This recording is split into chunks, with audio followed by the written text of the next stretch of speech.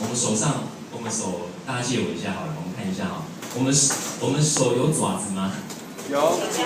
只有指甲嘛哈，但指甲基本上没有什么伤害力的，除非是真的修得很尖，刻意去攻击人家。哦，那我们人们其实是没有爪，但是我们虽然是有指甲，可是这是没有伤害力。那像食果动物啦、食草叶动物啦，哦这些都没有。像食肉的话，它就有爪子，你看那狮子啦，有没有？看到人就一抓，可能受伤了。哦，所以它就有侵略性的那种食肉动物。然后再就看犬齿。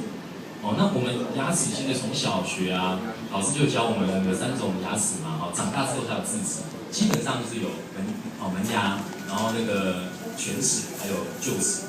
哦，那门齿就是切断食物，那犬齿是撕裂食物，那臼齿就是磨碎食物。那其实，在古早哦那个原登摩史人的遗骸被挖出来的时候，其实是没有犬齿，所以在人们之前哦远古时代其实是没有吃肉食。那之后就是因为有吃熟食的这个机会，然后人会慢慢进化，动物会慢慢进化嘛，才会有犬齿的产生。那我们后面看这些，像倒数这2个，像胃酸啊跟小肠的长度，就是比较让人家一看就比较清楚。像食肉的动物呢，它的里面的胃酸是属于强酸，非常强酸。举例来说，像鳄鱼是怎么去觅食？像说一般可能是羚羊啊，或者那个斑马啦，去河边要饮水嘛那时候鳄鱼就可能躲在水里，它突然一口就把动物给咬住之后，它会怎么做呢？对，它拖下水。因为它在路上那个鳄鱼的动作行动能力比较弱嘛，所以它会先把动物先拖下水，先将它溺毙。拖下水之后，鳄鱼会翻滚。对，然后让它溺毙。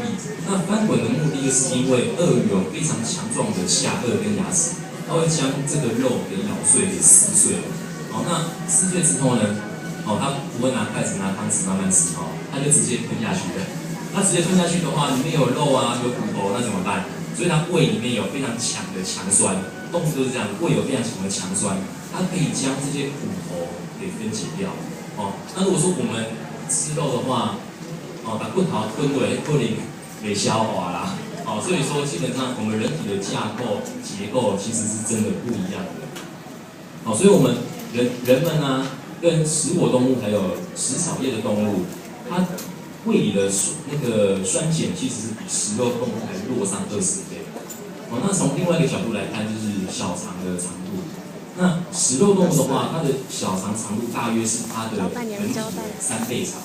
换句话说，它可以非常迅速的将一块的食物排斥到体外。那如果说像人类啦，食果动物或食草叶动物，尤其像人类，我们的小肠长度是12倍。就是假设这个小朋友他是100公分好了，他的小肠长度就是他的12倍高，非常的高。所以说小肠在我们的体内就是迂回，它会慢慢的去那个分解我们吃的食物。那如果我们简单以这样来看的话，小肠长度越长，所以食物停留在人体的时间是越久的，因为它越不容易去吸收。那换句话说，一块肉跟一盘高丽菜好了，我们给它放在桌子上放很久，那最后会产生什么样的效果？这盘肉可能会酸掉，会臭掉。那这盘菜还是会酸掉，一定会臭掉。可是肉的酸味、臭味绝对会远大于菜，因为菜也可以有超生嘛，但是肉会怎么样？也生痰。肉如果放久，它会生虫、生蛆、生一些胎腻啊。所以说我们人的身体结构它是小肠长度12倍，所以它分解的速度比较慢。所以那我们既然已经有饮食肉食的习惯，但是没有关系，我们要多吃蔬果，让人体会更健康。那如果是纯粹是食肉动物的话，它小肠长度就变很短。那其实吃素食除了一个新潮流之外，我们大家都会想说，另外一个主题就是素食环保救地球，素食环保救地球，因为地球只有一个，我们只有这个地球。如果说这个地球被我们能源都被我们消耗殆尽的话，其实那下一个地方我们要住哪里？这是一个很值得让我们深思的一个想法。其实任何的食物啊，都会排放二氧化碳。就一般电视上常讲到一个碳足迹。什么叫碳足迹？就是说我在生产任何东西，就算我在种一棵小树，它一样会生产，它一样会有一个碳足迹的排放量。因为你有需要人，有需要工具。假如说你像我们是那个养殖业，如果说我养了100头牛，我要生产牛肉，那我就要有工厂，那我还要谷物，然后我要有机器，然后要去做这些事情。那这些事情就是会产生一些二氧化碳的产生。那这边有做一些分析，只要生产1公斤，1公斤的牛肉就会制造36.4公斤的二氧化碳。那肉食者1年就会生产大概1500公斤的二氧化碳。那生产这些二氧化碳呢，怎么办？我们人是靠什么呼吸？对啊，我们靠氧气嘛。所以二氧化碳太多的话，对这个地球其实是非常的不环保。那以这个图表可能会很难想象说，那产生那么多的二氧化碳，那接下来怎么办呢？下面有一张图表，就说，如果说你吃了100公克，100公克的牛肉，这100公克的牛肉它是产生3.64公斤的二氧化碳，那这一天就需要有111棵树，释放那些养分啊，然后把这些二氧化碳经过光合作用把它吸收掉，就需要111棵。那只要我们用1度电，我们就需要20棵的树。但因为现在树越来越少，所以我们要尽量要环保，要减碳节。这边有讲到说，搭一层电梯，就需要7棵树，来做一些那个吸收这样二氧化碳的一个动作。那我们大家都住在这个地球也很久了嘛，那其实以生物的历史来讲的话，他们好几亿年，其实我们人类是短短的几千万年而已，所以我们真的需要花更多的时间去保护地球。那我们大家敢有爱这个？真正假？敢有？有安尼等下咱才结束，咱行到对落好不好？今天大家有听到那我们这边是9楼嘛，那所以1层的话要有7棵树来吸收，所以我们这样就可以省，帮这个地球做点环保。好了，那台湾现在是多少人口？2300万。那全球呢？全球现在突破60亿现在全球是非常拥挤，非常拥挤。我记得在我念专科的时代，那时候全球人数才52亿，现在已经到60，未来等到70亿。所以我们以后会爆发2个危机：水资源的危机跟粮食。这2个危机是非常的需要值得重视。如果这2个危机没办法解决怎么办？就是发动战争。只有人数减少，你才有资源。这是一个很残酷的一个事实。那以台湾的人数那么少，那我们以美国来讲，它的人数比较多，我们做这张图表会比较有概念。咱台湾2300万人，美国有3亿，它有3亿人口。如果美国3亿人口，他们吃1天素，对这个地球会产生怎么样的变化呢？第一个，它会省水1000吨，1000吨加仑。那这1000吨加仑可以做哪些事？它可以提供那个英格兰4个月的居民使用，4个月，那也可以节省7000万吨加仑的那个天然气。那这天然气呢，可以提供加拿大还有墨西哥这2个国家的全部的汽车燃料，这是非常可怕的一个用量。所以说我们有时候觉得说救地球感觉是非常一个神圣伟大的任务，可能只有耶稣做得到。那其实不然我们只要人人从基本做起，从自己做起，其实都可以尽一份心力。已经看到一个小动物已经流眼泪了，所以我们真的需要那个深思熟虑的问。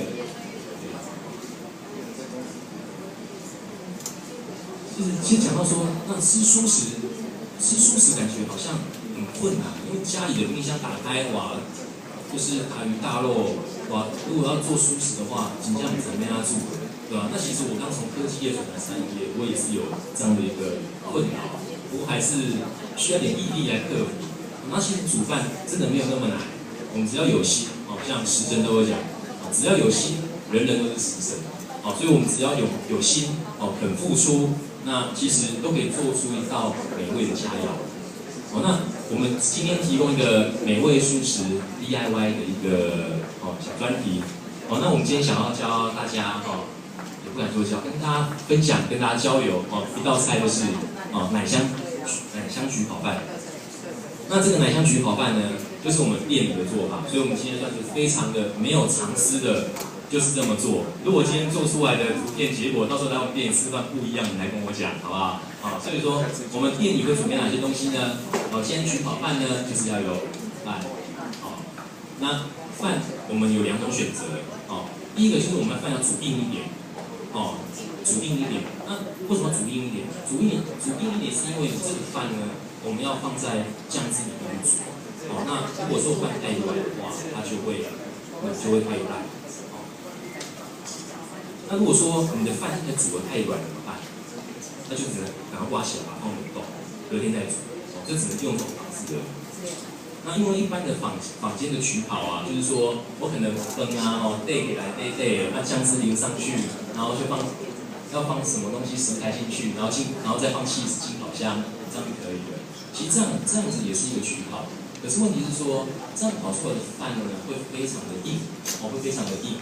那我们的做法就是说现在就是大家讲究环保嘛，而且吃东西有时候家里有些长辈在，会讲它嫩不会讲它底所以说我们是用炖饭加焗烤的概念，只要的饭呢一定要跟酱汁一起先煮过，所以我们准备一些食材，就是说南瓜片啊，杏鲍菇，这边讲杏鲍菇要切大丁，为什么要切大丁？妈妈应该都知啦，因为杏鲍菇煮了流水嘛。哎呀，比如说切小丁，我们在吃啥，对不？切大丁要有口感，要有嚼劲，但是不用放多，但大丁大概5、6个就好了，好吧？这样吃起来会有嚼劲。那甜豆增加脆度，然后节瓜，节瓜是南瓜的一种，一般菜市场买不到，就是说这是只有在意式餐厅才会出现的一个高级料理。那彩椒丝，玉花椰菜。那既然是奶香焗烤的话，就是会有牛奶，还有鲜奶油，还有水，小稀稀。那调味的部分就是说有盐巴、糖、起司丝综合香料。综合香料我们可以去外面超市买综合香料一罐，或者要自己调也可以。自己调的话，你可以买一些像鹤立刚叶、罗勒叶、迷迭香来调。OK， 那这个做法Step 1，有第一步，我们水呢跟牛奶大概50 cc 就好了。先放在这个锅子里啊，先再加调味啊，还有南瓜、杏鲍菇先烹煮。因为南瓜会比较硬一点点，那杏鲍菇一定要先煮过，它才会入味。所以第一步的话就是水还有牛奶啊，然后就是加调味，将那些调味，并且红泡梨也是讲要吃较浅的调，那再就是说先烹煮。那第二步呢？当这个水沸腾之后呢，因为开始在煮这个南瓜嘛，对不对？它只要水一沸腾，炖起来一摇再打分咖喱那加进来的话，要确保一个动作，就是说每一粒这个米饭都要浸泡到这个汤汁里面，要不然有些米的话要煮更久，有些是切米为主啦，不爱煮就不会，要煮很久。那如果要这么煮也可以。要这么煮也可以，但是用生米下去煮的话，它煮比较久，然后再是说，它煮起来之后会比较 Q， 因为刚煮起来。所以说刚前面就讲说，如果用焗烤饭的话，假设你要用炖饭的方式，假设你不是用炖饭，那饭就直接盛一盛就出去了，对不对？但是如果说用炖饭的方式，饭就不要煮太熟，然后再就是说，要不然就是要把先把它放冷冻，隔天再煮，这样会比较好。OK， 好。然后就说要确保每一粒米饭都有浸泡到这个汤汁，这样才会入味。那第3步呢，就是收汁。什么叫收汁？你看左边这个这个有大泡泡，你看到这个光点的部分，这个大泡泡，踢大泡泡的时候，就是赶快加入鲜奶油，那起大泡泡的时候，我会建议啦。大概再晚个20秒左右，就让它收汁一下，要不然你现场的汁太多，水分太多，你鲜奶油要加非常多，它才会有变水。所以说收汁就起大泡泡，大概烧开一下，它的水大概我们以目测法，跟你刚刚原本的水大概已经少了1半左右的时候，你就可以将鲜奶油咕噜咕噜咕噜给它加下来。好，那接下来第4步呢，就是收汁再收一次汁，因为刚才加了鲜奶油嘛，那鲜奶油加进去的话，它里面的液体就会变多所以要让它收汁。那从这些照片来看没有看到汤匙嘛，对不对？因为要照相所以汤匙也扎掉所以咱大家出来在做的时阵要小拉定一个，会超会搭这部分要先跟大家讲一下奇怪，咱煮要煮出来那跟你家讲的无共，还真歹势汤匙你要拿出来搅动一下，因为牛奶它会掉定任何的食物，只要加了牛奶是一件非常可怕的事情，它会变流出来所以说这个应该拉起来所以说最后鲜奶油加进去之后呢就收汁完之后，我们就可以刚才的一些蔬菜清洗过之后呢，就可以直接摆盘。因为如果都直接放进去煮，菜会太烂，会不好吃节瓜不会脆，甜瓜那个什么甜瓜也不会脆然后那个彩椒丝哇在讲西那个直接就拉惨所以说不要这样做就是说把它洗干净之后，然后把它摆盘，然后放均匀，这样就可以了。洗干净就可以了。因为最后你会放烤箱，烤箱是高温，会非常的热。对，那花椰菜这个是我们看过的这里要先讲一下。那其他这些是生的，是没有。对，所有花椰菜之后，花椰菜要先穿烫一下。对，花椰菜要先穿烫一下，然后4小朵，不要一朵那么大朵，然后分装大概5小朵左右东南西北中八白，然后就4个方位都给它放一下，好不好？好，接下来就是说有一个秘密武器什么叫秘密武器？就提升美味的秘密武器。那当然这是自由选择啦，可要可不要就是说我们在起锅前就是说刚才呢上一步我们还没有放蔬菜的时候那个饭还在锅子里的时候，我们就可以将这个起司粉酌量放在我们的饭里面，稍微搅拌一下，它会提升这个奶香焗烤饭的味道会比较香。是看自己要不要放，我们店里都有放那放完之后呢，这时候就把帕玛森起司我们尽量去选帕玛森起司，因为起司有很多种你像说那个 mozzarella 是比较软的，它烤起来不会焦，但它是软的 Q起司其实有非常多种类，那我们就要找那个帕玛森起司来均匀的放在这个烤盘上面不要说东一块很高西一边就是塌下来，这样子很高那边感觉吃起来就是在球音所以说太厚了，好不好？所以说要均匀的把它撒上去。那之后呢，我们就进烤箱烤。那进烤箱烤温度要怎么调呢？那其实以懒人的方式就是说，他只要我们人要在旁边看，不要说一转人就走了。一开始家里的烤箱的特性，我们可能还抓不到所以说我们要先在烤箱旁边看，只要它在表层有焦焦的，一点点焦焦就好了就可以算完成了所以说我们一开始要先实验。那以我们店里的话，因为烤箱有分瓦特数嘛，我们不是温度像我们是有600瓦跟800瓦。如果以600瓦大概是5分钟，800瓦大概4分半钟。所以家里用的话，有些是温度，所以建议用大火，但是时间第一次人先在旁边看。上下火先用一样，对，因为上下火它是同时加热，对，所以上下火都用大火。那温度的话就是调那时间的话就是说，你可能先调个3分钟4分钟，然后在旁边看一下，不够的话再补一下。我们是没有预热的时间来看。对，那如果说要预热的话，就是说自己第一次因为每一家的烤箱温度多高、瓦特数多大不一样，有些工业用的是2000瓦的，所以那个时间又不一样了。所以有些家庭用的是小烤箱嘛，所以说家里的烤箱就第一次煮的时候，人一定要在旁边卖先靠谁一阵来带孙来看海绵宝宝，还是哪个结果出来烤焦了佩服啊！第一次我们要稍微做功课一下，要不然前面那么努力，可能他会白费所以说第一次就自己先抓一下时间。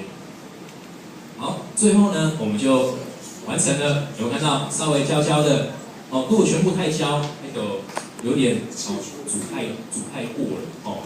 那这样稍微焦焦的，这样就非常好吃。这个花椰菜会非常的脆哦，然后烤过的那节瓜啦、青椒啊，非常的脆哦。那基本上这样就可以完成了。那如果说安娜梅卡讲究的话呢，我们可以再撒上一些意式香料粉哦。那我还会再撒一些cheese粉在上面哦，撒一些匈牙利胡椒粉在上面，我再撒一些巴西里叶在上面哦，提升它的味道跟视觉。好，所以我们店里的就是说，视觉效果是这样。OK， 那最后呢，我相信大家等很久了啊，等很久了，我们就可以开动了。所以说，我们曲播出来之后，哇，这气势也弹吸哦，也弹吸。然后看到这个饭有没有？这是炖饭哦，安安的嫩嫩啊，它都假的。哦，要不然一般曲烤的话，那伤搭，不过在的都爱流屁水，屁水连完的爸要搅流了。所以说我们要。可以用炖饭的方式，这样就可以完成。对，那这样子，这样有清楚吗？有。好，谢谢。